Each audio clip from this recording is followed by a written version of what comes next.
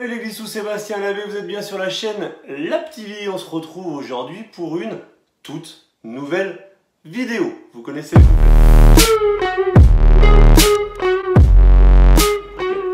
Bon, il fait chaud, c'est bientôt l'été, la chaleur est revenue, je suis tout dégoulinant, tout transpireux.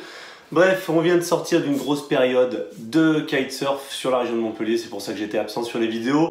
Me revoilà aujourd'hui parce que coup de tonnerre sur le milieu du kite, alors que la Coupe du Monde se déroule et que tout le monde parle foot, de gros changements sont en train de se passer dans le milieu kitesurfistique.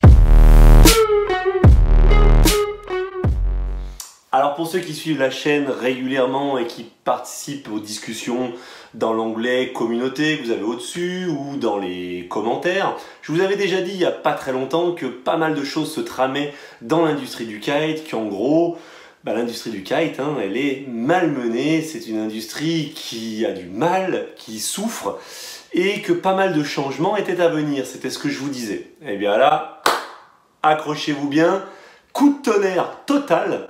Bon, j'avais déjà donné quelques infos et j'avais déjà donné le nom il y a de ça un petit moment, mais coup de tonnerre total.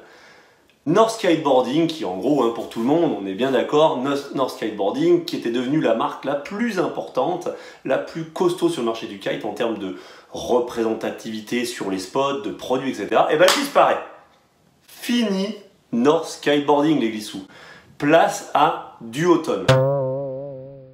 Duotone. Voilà, je vous l'avais cité le nom comme quoi, le glissou il a ses sources, le glissou il avait bien le bon nom et North Kiteboarding devient bien Duotone.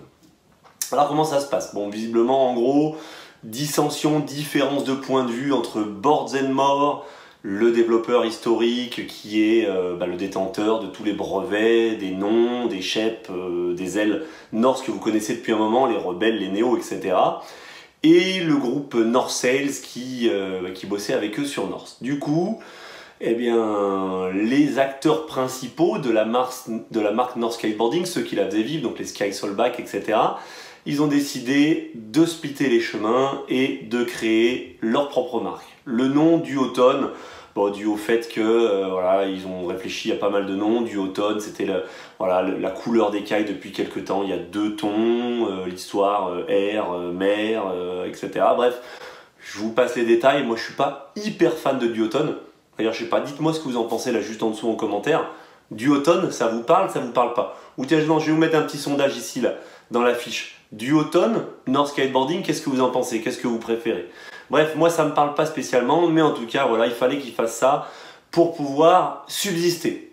Vous l'avez compris, quand on parle de la plus grosse marque du milieu du kitesurf, c'est quand même révélateur d'un problème dans cette industrie. Voilà, il n'y a pas d'argent, on a l'impression que ça se développe, mais même si le nombre de pratiquants augmente chaque année, il y a des grosses difficultés pour les entreprises de ce milieu-là. Voilà, je vous disais il n'y a pas très longtemps, Cabrina qui est en déficit, annoncé à 3 millions d'euros, quelque chose comme ça.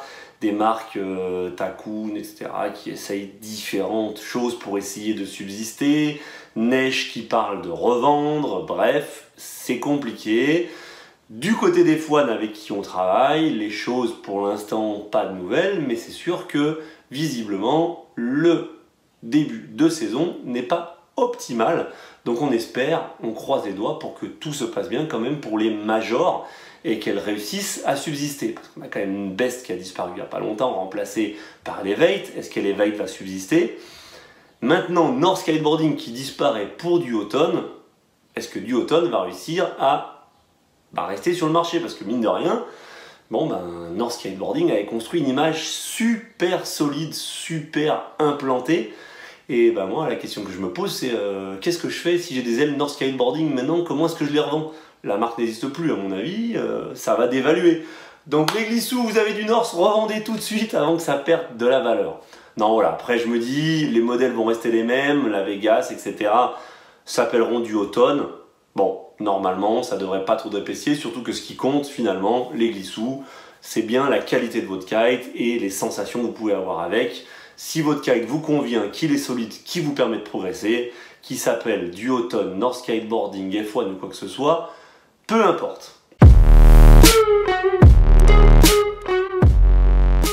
Voilà, bah écoutez, c'était une vidéo informative. Nous aurons donc à partir du 1er août 2018 les premiers modèles du automne qui seront annoncés et présentés. D'ici là, bah écoutez, on croise les doigts pour que toutes les autres marques réussissent à subsister, parce qu'il va bien nous falloir quand même des kites pour pouvoir faire du kite. N'est-ce pas, messieurs? Et fin de cette vidéo, je vous dis à très bientôt les glissous. N'hésitez pas à me le laisser en dessous ou dans l'onglet communauté vos AskLAB. Je vous rappelle, vous posez toutes vos questions, j'y réponds sous forme de mini format.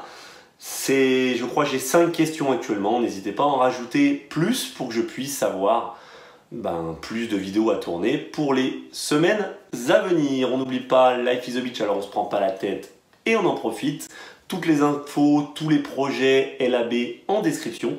Et ouais, parce que malgré la crise, ça bouge chez LAB. Et je vous dis à très bientôt, moi les glissous. Bisous, ciao glissous, bye bye.